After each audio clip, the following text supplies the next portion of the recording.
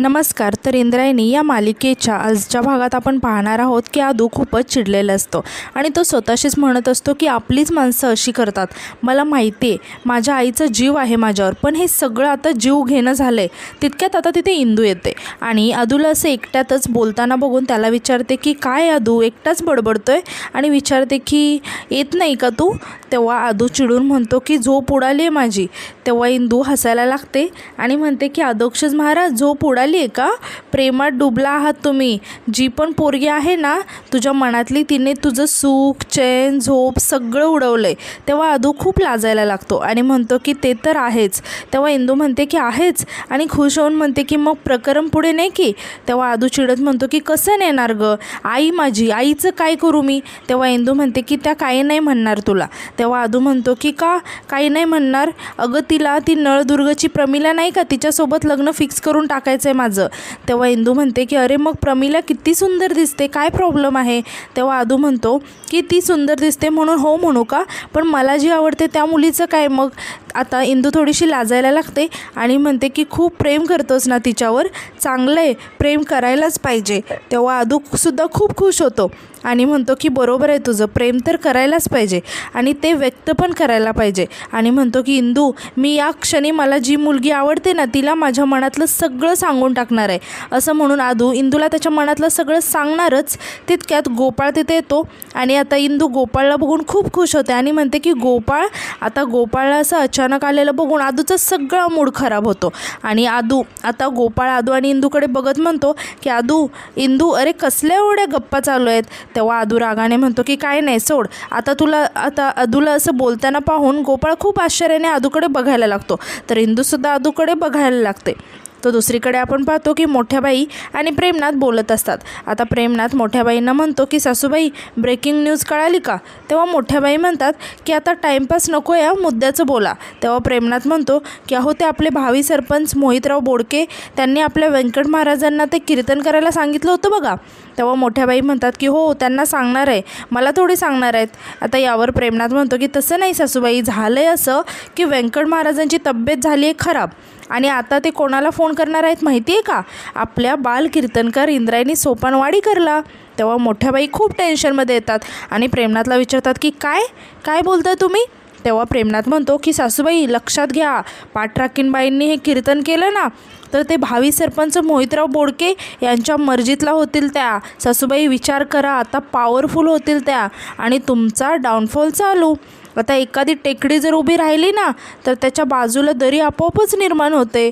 तेव्हा मोठ्याबाई खूप टेन्शनमध्ये येतात आणि म्हणतात की ते काही नाही, हे कीर्तन होणार नाही, यासाठी प्रयत्न करा. यावर प्रेमनाथ म्हणतो की हो, असं म्हणून तो तिथून निघून जातो. आता मोठ्याबाई मात्र खूपच टेन्शनमध्ये आलेले असतात आणि ते स्वतःशीच म्हणतात की मी पण पाहतेच की कशी कीर्तन करते ते. तर इकडे आपण पाहतो की आदू गोपाळवर खूपच चिडलेला असतो आणि म्हणतो की तू इकडे कशाला आलायस. तेव्हा गोपाळ सांगतो की पप्याचं काम होतं रे, म्हणून म्हटलं की पाय मोकळं करायला बाहेर पडूया. आणि इंदूला म्हणतो की बरं इंदे ऐक ना, तुझ्याशी जरा महत्त्वाचं बोलायचं आहे, जरा ये ना इकडे. तेव्हा आदू खूप रागाने गोपाळकडे बघायला लागतो आणि म्हणतो की बोलतोय ना मी तिच्याशी, हे ना तुझं नेहमीचंच झालं आहे. जेव्हा पण मी बोलत असतो ना तेव्हा तिला मध्ये डिस्टर्ब करायचं आणि घेऊन जायचं, तुला काही ड्युटी नाही आहे का. तेव्हा इंदू आणि गोपाळ खूप आश्चर्याने आदूकडे बघायला लागतात. आता इंदू आदूला म्हणते की आदू अरे एवढं काय आहे. आता गोपाळ आदूला म्हणतो की आद्या मी माझी ड्युटी संपवून आलो होतो कळलं का, आणि मला माहिती होतं का तुमच्या दोघांची महत्त्वाची मीटिंग चालली आहे ते. तेव्हा आदू रागाने म्हणतो की हां मग आता कळलं ना, आणि हात जोडत म्हणतो की दिसलं ना, आता जा ना मग. तेव्हा गोपाळसुद्धा रागाने आदूला म्हणतो की बरं बाबा नाही थांबत मी, बोला तुमचं तुम्ही, असं म्हणून तो जायला लागतो. तेव्हा इंदू गोपाळला थांबवत म्हणते की गोपाळ अरे काय लहान मुलांसारखं भांडायला लागलात तुम्ही. तेव्हा गोपाळ म्हणतो की सुरुवात याने केली आहे. तेव्हा इंदू म्हणते की याने केली काय करतोयस गोपाळ, आणि परत म्हणते की ते जाऊ दे, मला सांग की काय काम होतं तुझं. तेव्हा गोपाळ चिडून म्हणतो की हे बघ पप्याने चिठ्ठी दिली आहे तुला, ती द्यायला आलो होतो, एवढंच काम होतं माझं, झालं. असं म्हणून तो रागाने बडबडत तिथून निघून जातो. आता इंदू खूप रागाने आदूकडे बघायला लागते आणि म्हणते की तू का चिडलास रे त्याच्यावरती. तेव्हा आदूसुद्धा रागाने इंदूला म्हणते की तू का बाजू घेतेस ग त्याची एवढी, तुला एवढाच कळवळा आहे ना त्याचा, तर जा त्याच्याशी बोल. असं म्हणून आदूसुद्धा रागाने तिथून निघून जातो. आता दोघांनाही असं रागाने गेलेलं पाहून इंदू खूपच टेन्शनमध्ये येते आणि म्हणते की दोघेही भाऊ सारखेच. तर आता दुसऱ्या दिवशी सकाळी आपण आपण पाहतो की इंदू एका माणसासोबत बोलत असते. आता तो माणूस इंदूला म्हणतो की या कागदात असणाऱ्या योजनांची नावं कीर्तनात येऊ दे, तसा मोहितरावांचा आदेश आहे. तेव्हा इंदू म्हणते की बरं, कीर्तन करायला आदेश देणारे मोहितराव कोण आहेत? त्यांना सांगा कीर्तन ही सेवा आहे. आता तितक्या तिथे मोठ्या बाई येतात आणि इंदूला म्हणतात की काय कीर्तन सेवा आहे काय नवीन? आणि म्हणतात की हे पहा, मी तुला सांगून ठेवते, आमच्या मंदिरात कीर्तन वगैरे होणार नाही म्हणजे तिथे डागडुजीचं काम चालू आहे, त्याच्यामुळे व्यत्यय नको, अजिबात कोणी खोडा घालायचा नाही हा. तेव्हा तो माणूस म्हणतो की अहो मोठ्या बाई, कोण म्हणालं तुम्हाला की कीर्तन तुमच्या मंदिरात होणार आहे? तेव्हा मोठ्याबाई खूप शॉक होतात. आता तो माणूस म्हणतो की अहो कीर्तन तर रायबाच्या मळ्यात होणार आहे. अहो एवढा मोठा मंडप घातला आहे, एवढ्या मोठ्या जाहिराती केल्या, त्या काय उगाच तिकडे एवढं सगळं सोडून तुमच्या एवढ्याशा मंदिरात कीर्तन करू होय आम्ही? तेव्हा इंदू म्हणते की कोणी सांगितलं एवढा खर्च करायला तुम्हाला? कीर्तन विठुरायाच्या चरणी अर्पण केलेली सेवा आहे, त्यामुळे तुमच्या प्रचारासाठी तुमच्या जागी कीर्तन होणार नाही आणि हा व्यंकट महाराजांचा आदेश आहे, तसं सांगा तुमच्या मोहितरावांना.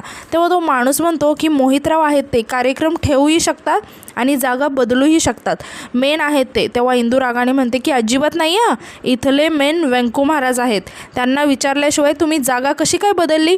आणि मोहितरावांना जाऊन सांगा की कीर्तन होईल ते विठुरायाच्या मंदिरातच होईल. तर दुसरीकडे आपण पाहतो की गोपाळ आदूशी बोलत असतो आणि तो आदूला विचारतो की आद्या, तू कधीपासून एवढा चिडायला लागलायस रे? तेव्हा आदू म्हणतो की सॉरी रे, माणूस आहे मी, होतं कधी कधी असं, येतो राग. तेव्हा गोपाळ म्हणतो की अरे पण मी माझ्यावर कसं काय उखडलास मग? मी काय घोडं मारलं होतं तुझं? तेव्हा आदू म्हणतो की अरे आता पाया पडू का तुझ्या की लोटंगण घालू? तेव्हा गोपाळ म्हणतो की त्यापेक्षा मला आधी काय सांग, काय होतं ते नीट सांग सगळं. आता ते आदू म्हणतो की काय होणार आहे अजून? अरे आई माझी ते नळदुर्गचे भाऊराव नाईक त्यांच्या मुलीशी लग्न कर म्हणून पुन्हा जबरदस्ती करते. तेव्हा गोपाळ म्हणतो की अच्छा, म्हणून तू चिडला होतास होय, कारण तुला दुसरं कोणीतरी आवडतं. तेव्हा आदू म्हणतो की हो ते तुला तर माहितीच आहे. यावर गोपाळ म्हणतो की मी एक काम करतो, मी मोठ्या बाईंशी अजून एकदा बोलतो, पण त्यासाठी तू मला सांग की ती मुलगी आहे कोण? तेव्हा आदू थोडासा लाजायला लागतो आणि म्हणतो की गोपाळ दादा, अरे ते नाही आता सांगता येणार असं, आणि थोडासा थांबत म्हणतो की बरं सांगतो. तेव्हा गोपाळ म्हणतो की हो सांग ना. तेव्हा आदू लाजत म्हणतो की गोपाळ दादा, ती एक मुलगी आहे. तेव्हा गोपाळ शॉक होऊन म्हणतो की काय? तेव्हा आदू म्हणतो की मुलगीच आहे, म्हणजे आपल्याच गावची आहे, आणि हळूहळू तिथून जायला लागतो. तेव्हा गोपाळ म्हणतो की बोल ना पुढे, असं म्हणून तो पाठी बघतो तर आदूला असं हळूच निघून जाताना पाहून गोपाळ ओरडायला लागतो की अरे सांग ना. आदू तेव्हा ओरडत म्हणतो की नाही, आधी मी तिला सांगतो आणि मगच तुला सांगतो, असं म्हणून आदू तिथून पळतच निघून जातो. तर दुसरीकडे आपण पाहतो की इंदू खूपच चिडलेली असते आणि ती स्वतःशीच म्हणत असते की काय समजतो काय हा स्वतःला, सगळ्या गोष्टी अशा विकत घेऊ शकतो का? तितक्यात आता तिथे व्यंकू महाराज येतात. आता व्यंकू महाराजांना बघून इंदू म्हणते की महाराज, अहो ताप आहे तुम्हाला, असं अनवाणी पायाने कुठे निघालात? तेव्हा व्यंकू महाराज म्हणतात की तुला भेटायला कोणीतरी अतिशय विशेष व्यक्ती येते. तेव्हा इंदू आश्चर्याने विचारते की मला भेटायला कोण? तेव्हा व्यंकू महाराज म्हणतात की अगं अशी व्यक्ती, ज्या व्यक्तीला 1000 वर्षाचं आयुष्य लाभावं अशी माझी इच्छा आहे बघ. अगं बघ तरी कोण येते? तेव्हा इंदू पाठी वळून बघायला लागते तर आपले निगोजकर महाराज आलेले असतात. आता निगोजकर महाराजांना बघून इंदू खूपच खुश होते आणि त्यांच्यासमोर हात जोडून उभी राहते आणि म्हणते की निगोजकर महाराज तुम्ही? तेव्हा निगोजकर महाराज म्हणतात की तुझे कीर्तन आहे आणि मी येणार नाही, असं होईल का? आता व्यंकू महाराजसुद्धा निगोजकर महाराजांसमोर हात जोडतात. आता इंदू निगोजकर महाराजांच्या पाया पडायला लागते. तेव्हा निगोजकर महाराज इंदूला थांबवतात आणि म्हणतात की नाही, तू नाही माझ्या पाया पडायचं, तू माझी मुक्ताई आहेस आणि मी तुझा चांगदेव आहे. आणि आता इंदूला लहानपणीचा तो क्षण आठवतो जेव्हा निगोजकर महाराज इंदूच्या पाया पडले होते आणि म्हणाले होते की जसे चांगदेव महाराज मुक्ताईसमोर नतमस्तक झाले होते, तसा हा चांगदेव या इंद्रायणीसमोर नतमस्तक झाला. आता हे आठवून इंदू खूपच इमोशनल होते. आता निगोजकर महाराज की अगं तू एवढ्या दिवसांनी कीर्तन करायला लागले, तुझ्या कीर्तनाचा मनसोक्त आनंद घ्यायचा आहे मला.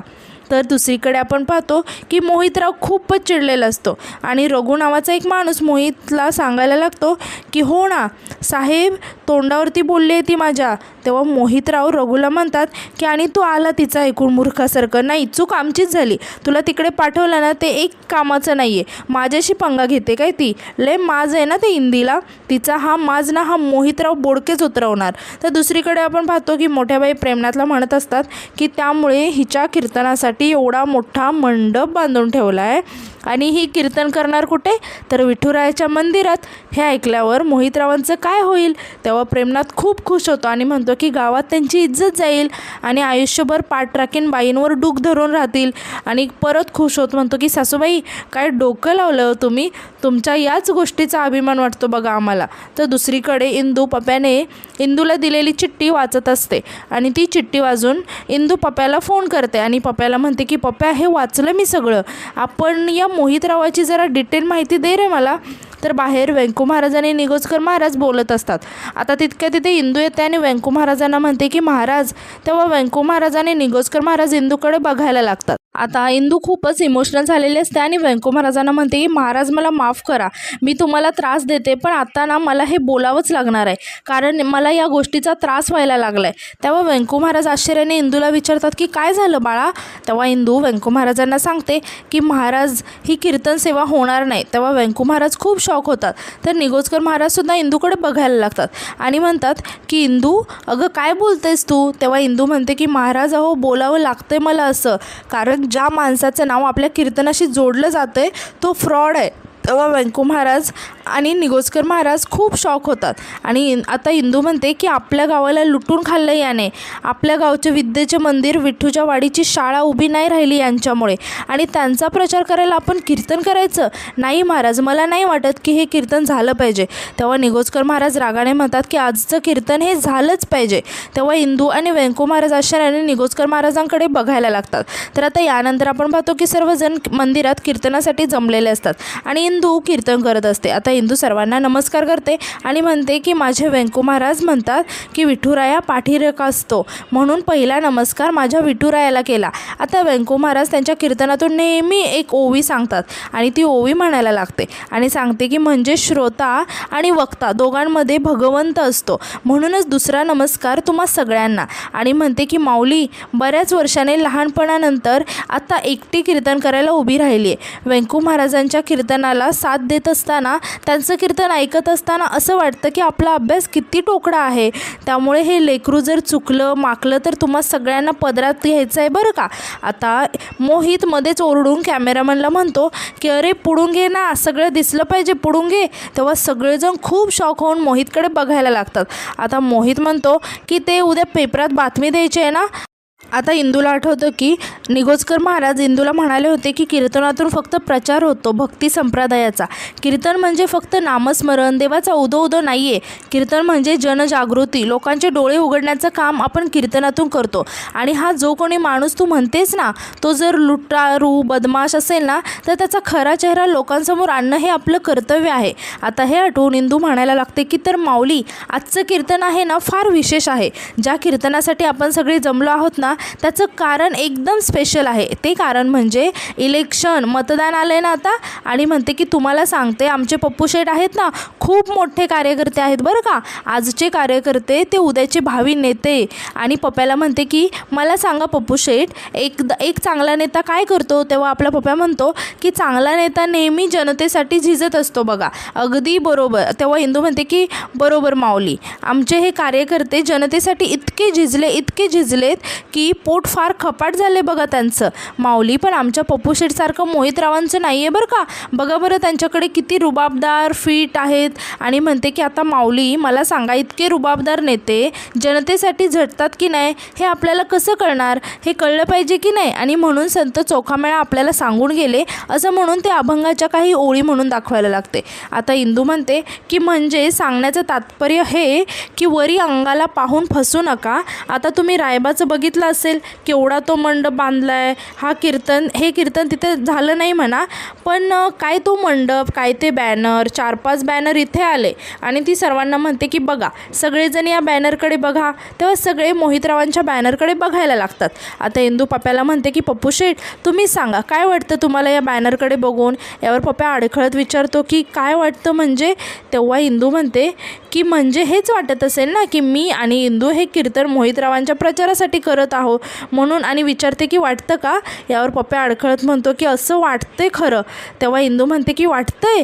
मग मी सगळ्यांना सांगू इच्छिते की हे कीर्तन कोणाचाही प्रचार करण्यासाठीच कीर्तन नाही आहे. कीर्तनात प्रचार होतो तो भक्ती संप्रदायाचा. आमचं कीर्तन पैसे देऊन विकत घेण्याची गोष्ट नाही आहे. आता मोहितरावांना हे ऐकून खूपच राग येतो. आता इंदू पुढे म्हणते की आज माझे गुरु श्री व्यंकट महाराज दिग्रजकर कीर्तनाला उभे राहू शकले नाहीत. पण जर महाराज कीर्तन करत असते तर त्यांनी काय सांगितलं असतं. हेच सांगितलं असतं की बाबांनो मतदान करा. पण कोणाला करा हे कधीच सांगितलं नसतं. कारण मतदान हे प्रत्येकाने त्यांच्या सदसद विवेक बुद्धीला स्मरून करणारी गोष्ट आहे. त्यामुळे मतदान करा पण कोणत्याही नेत्याच्या वरीय रंगाला भुलून नका करू माऊली. आणि ती पुढे म्हणते की आता मोहितराव आपल्या पुढेच आहेत. मग आता त्यांची तपासणी करू. आणि म्हणते की आता मोहितराव आपल्याला घरोघरी जाताना दिसतात. आयाबायांची चौकशी करताना दिसतात. चांगली गोष्ट आहे ना माऊली. आता मागची दहीहंडी केवढी जोरात साजरी केली होती. एवढा DJ भिंतच उभी केली DJची. घरातल्या भिंती दणाणून टाकल्या. पैसा दिसला, खर्च दिसला, पण श्रीकृष्ण दिसला का माऊली. एक गोविंदा वरतून जोरात खाली पडला. त्याने त्याचा पाय गमावला कायमचा. त्याची कोणी चौकशी तरी केली का. म्हणून संत म्हणतात काय बोलला सी वरीय रंगा. असं म्हणून ती कीर्तनाला सुरुवात करते. आता इंदू खूपच सुंदर असं कीर्तन करते आणि सर्वजण तिच्या कीर्तनामध्ये मग्न झालेले असतात. आता कीर्तन होताच सर्वजण मोठ्याने टाळ्या वाजवून इंदूचं कौतुक करायला लागतात. पण मोहितरावांना मात्र हे अजिबात आवडलेलं नसतं. आता इंदू पुढे म्हणते की निवडणुकीच्या धामधुमीत कोणता उमेदवार कसा दिसतो, कसा बोलतो याच्याकडे लक्ष देऊ नका माऊली. तो आपल्या गरजा पूर्ण करू शकतो का, तो आपला प्रश्न सोडवू शकतो का याचा विचार करा आणि मगच मतदान करा. आपल्या गावातील सगळ्यात मोठी गरज कोणती आहे. शाळा. आता हे ऐकून मोहितराव थोडेसे टेन्शनमध्ये येतात. आता इंदू म्हणते की आपल्या गावातील तरुण पिढी तिकडे तालुक्याला जाते शिक्षणाला. कारण आम्ही लहान असताना आमची शाळा जी बंद पडली ती पडलीच. त्यानंतर ज्याची ऐपत होती ते गेले तालुक्याला शिकायला. शिक्षणाची कास सोडली. कुदळ आणि फावडा हातात घेतला. कोणत्याही नेत्याने काहीही केलं नाही. हा पण एक आशेचा किरण दिसला होता बरं का. खूप मोठे नेते होते पण त्यांचं नाव काही माझ्या लक्षात येईना. पण त्यांनी आम्हाला शब्द दिला मी तुमच्या गावात शाळा उभारणार. हे ऐकून मोहितरावांना खूपच टेन्शन येतं. आता इंदू पुढे म्हणते की या बाह्य रूपाला भुलून लोकांनी त्यांना मतदान केलं. त्यांना पुन्हा निवडून दिलं. शाळा उभारण्यासाठी भरभरून देणग्या दिल्या लोकांनी. त्या देणग्यांचं त्या शाळेचं पुढे काय झालं ते कुणालाच माहिती नाही. कारण जसा तो नेता आपल्याला दिसला नाही तशी ती शाळा पण आपल्याला कधीच नाही दिसली. आता मोहितराव खूपच चिडतात आणि ते मोठ्याने ओरडून इंदूला म्हणतात की बस झालं. असं म्हणून ते उठून उभं राहतात आणि म्हणतात की अहो काय मॅडम काय बोलत आहात तुम्ही. बंद करायची तुमची वटवट आहे ना ती बंद करायची. आता सगळेच मोहितरावांकडे आश्चर्याने बघायला लागतात. आता मोहितराव पुढे म्हणतात की म्हणजे आमच्या पप्पांविषयी बोलायची काही गरज आहे का इथे. आमच्या कैलासवासी पप्पांविषयी बोलायची हिंमत कशी झाली हो तुमची. आता यावर इंदू म्हणते की हे बघा माऊली शाळा न शिकण्याचे परिणाम. आता मी यांच्या पप्पांचं नाव तरी घेतलं होतं का. असं म्हणून मग सगळेच हसायला लागतात. तेव्हा इंदू पुढे म्हणते की यांनीच घेतलं आहे ना तर यांनाच विचारू पुढे. आणि असं म्हणून ती मोहितरावांना विचारते की काय झालं आमच्या शाळेचं पुढे. कारण यांच्या प्रचाराच्या लिस्टमध्ये शाळेचा कुठेच उल्लेख नाही आहे. तेव्हा मोहितराव रागाने म्हणतात की बस झालं बाई काय वाटेल ते बोलू नका. आणि ते त्यांच्या कार्यकर्त्यांना म्हणतात की बस झालं चला आवरा पटकन. आणि परत सर्वांना म्हणतात की चला संपलं कीर्तन निघा आपापल्या घरी. आता तितक्यात गोपाळसुद्धा तिथे येतो. आता इंदू मोठ्याने ओरडून म्हणते की गप्प बसा. म्हणलं ना की गप्प बसा. आणि म्हणते की तुम्ही काय कीर्तन थांबवणार हो. कीर्तन तर आत्ता सुरू झालंय. आणि ती सर्वांना म्हणते की माऊली हे जर आपल्याला त्यांच्या वडिलांच्या राजकारणातील वारसा सांगत असतील ना तर यांच्या वडिलांनी केलेल्या घोटाळ्याचा वारसा देखील यांचाच असणार आहे. तेव्हा सगळेजण खुश होऊन टाळ्या वाजवायला लागतात. आता इंदू म्हणते की तुम्ही राजकारणी लोकांना काय कळणार हो शाळेचं महत्त्व. आणि इमोशनल होत म्हणते की आमच्या गावातील लहान लहान लेकरं 7-7 किलोमीटर जातात तालुक्याला शाळा शिकायला उन्हातानात पायपीट करत. त्यांना होणारा त्रास तुमच्या AC कारमधून दिसणार आहे का तुम्हाला. शाळा अर्धवट सोडल्याने शिक्षण अर्धवट झाल्यामुळे त्यांच्या भविष्याचं किती हाल होत आहेत याची काही काळजी आहे का तुम्हाला. कदाचित ती पोरं तशीच राहावी असंच वाटत असेल ना तुम्हाला. नाहीतर हे असं गुंड कार्यकर्त्यांची फुकट फौज कशी काय मिळणार तुम्हाला. तेव्हा सगळेजण टाळ्या वाजवायला लागतात. आता मोहितराव रागाने म्हणतात की सुपारी घेतली आहे ना तुम्ही, की मोहितराव घोडके यांची बदनामी करायचा खेळ खेळत आहात, ते पण आम्ही इथे असताना. यावर इंदू म्हणते की विठुरायाची भक्त आणि व्यंकू महाराजांची शिष्य आहे मी, असले फालतू प्रकार माझ्या डोक्यातसुद्धा येत नाही. तेव्हा मोहितराव ओरडून म्हणतात की बाल कीर्तनकार इंद्रायणी वाडीकर, खूप बोललीस हा, काय गं वय वाढलं ना तुझं, मोठी झालीस तू आता, बुद्धीचं काय मग, तिथे बालिशच राहिलीस की काय. हे असं 4 लोकांसोबत उभं राहून नेत्यांवर किंवा राजकारण्यांवर टीका करणं खूप सोपं आहे. अशी टिंगलटवाळी करून 4 लोक हसतील, पण गावचे रस्ते, पाणी, घरकुलच्या हजारो योजना तर राबवायच्या असतील ना, तर त्यासाठी निधी लागतो, निधी. आणि तो जर निधी आणायचा असेल ना, तर आमच्यासारखा नेता लागतो. अरे साधी पाण्याची टाकी दुरुस्त करायची झाली ना, तरी तालुक्याला किती फेऱ्या माराव्या लागतात माहिती आहे का, किती कागद फिरवावी लागतात, अरे किती लोकांची मर्जी सांभाळावी लागते, माहिती आहे का तुम्हाला, माहिती आहे ना. अरे तुम्हाला काय माहिती असणार. यावर इंदू म्हणते की हो तेच तर सांगते, आम्हाला नाही माहिती, तुम्हाला माहिती आहे ना. आणि विचारते की मग नाही का उभारली आमची शाळा. तेव्हा सगळेच टाळ्या वाजवायला लागतात. आता मोहितराव मात्र खूपच चिडतात आणि म्हणतात की टाळ्या काय वाजवताय, दात काय काढताय, शाळा काढणं काय सोपी गोष्ट वाटली का तुम्हाला. अरे मान्यता मिळवावी लागते, मान्यता, जमीन लागते, जमीन, विद्यार्थी गोळा करावे लागतात, फंड गोळा करावा लागतो, आणि नाही झालं पटसंख्या तर पोरांना धरून धरून आणावं लागतं. आणि रागाने म्हणतात की वाजवा टाळ्या, वाजवा. आणि म्हणतात की मला तर असं वाटतं की या व्यंकट महाराजांनी फूस लावली या पोरीला. तेव्हा सगळे जमलेले लोक मोहितरावांवर ओरडायला लागतात.